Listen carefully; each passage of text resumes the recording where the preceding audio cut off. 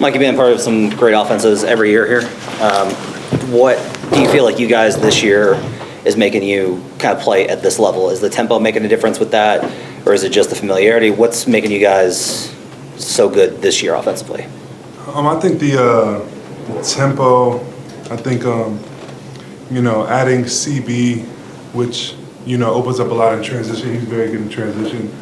I think adding Russ, such a willing passer, finding guys buckets. He knows how to create points for other people and then just make the simple pass for assists. He's very good at that. So now we got Joker and Russ doing that. I think as the year's gone on,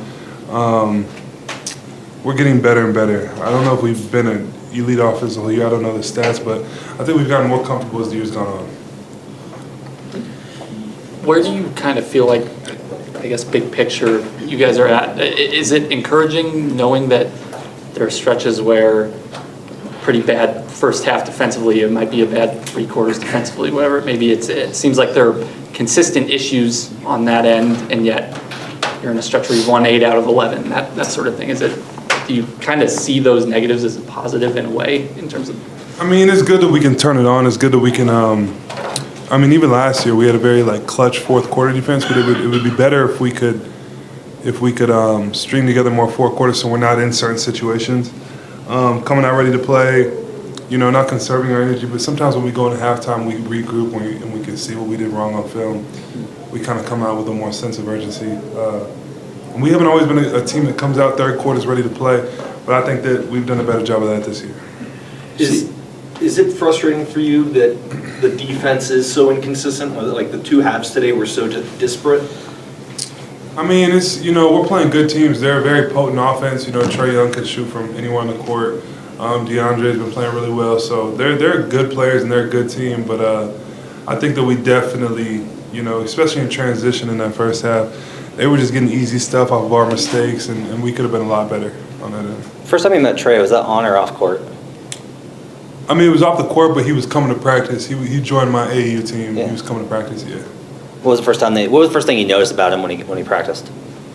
Actually, the first time I met him was a couple years before that at a camp. But I always just noticed how competitive and how much of he's always been smaller, but he has such an edge to him, such a competitive nature. And then a couple years later, after I met him, he came to play with me, and we became really, close friends. And I've just always admired his. There's not many dudes his height, his size, ever that have been able to do what he's done. He's led the league in points. He's led the league in assists.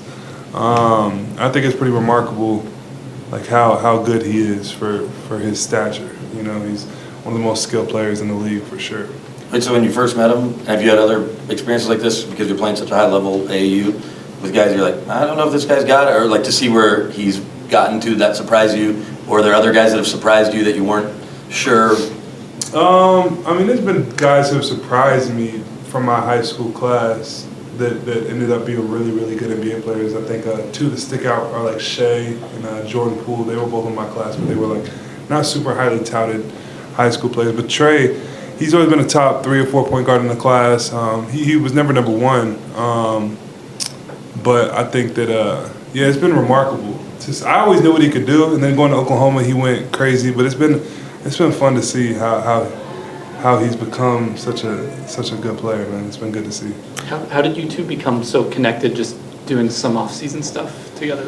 Yeah, we played on the same AAU team, MoCan, and we would, MoCan, that program, shout out to MoCan, Matt Souther, and Rodney Perry. That was our coach. But they put us through practices on the weekend that were harder than any college practice, any NBA practice, any training camp. We would all go down to Kansas City, and me and Trae would spend the night at my coach's house, and we would have 2 or 3 days. We would watch film for an hour. But we ended up winning Peach Jam together. We're the best team in the country. And that's when me and Trae got really close just throughout those summers. And then we always planned on going to college together. Obviously that didn't work out, but he's been my best friend, one of my best friends since.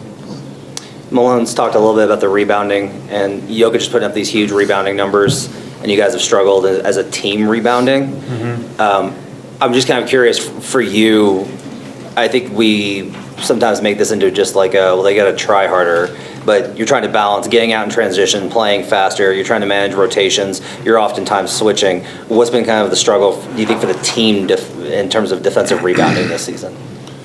Yeah, I don't know. I know Aaron's been out a little bit. He's a very good rebounder, very physical rebounder. I have kind of not been as good rebounding the ball as I should be. I should be able to get double-digit or close to double-digit rebounds every game if I'm playing 30-plus minutes. So I think it's a little bit on me. It's a little bit that we're missing Aaron. And then I think all those guards can come back and crash. But, teams are shooting a lot more threes as well, so there's a lot more rebounds that are kind of like bad bounces. That might play a part because we're getting a lot of bounces that are just going over our heads and guys are getting it. So I think that might play a part as well. But we got to be better there. How do you regroup at halftime? You just as to kind of what you just mentioned in terms of the team being able to do that. How do you do it individually? I think you feel out the game. You see where your team's at. It shouldn't take a whole half, but at halftime you could really see where you're at and feel it. And we knew we had to turn it on. We knew, even though we were up 4, I think it was 74-70. We knew that it shouldn't be that close of a game tonight. They had some guys out, and we knew we were just playing around with the game. So we knew we had to come out aggressive, and that was my goal in the third quarter.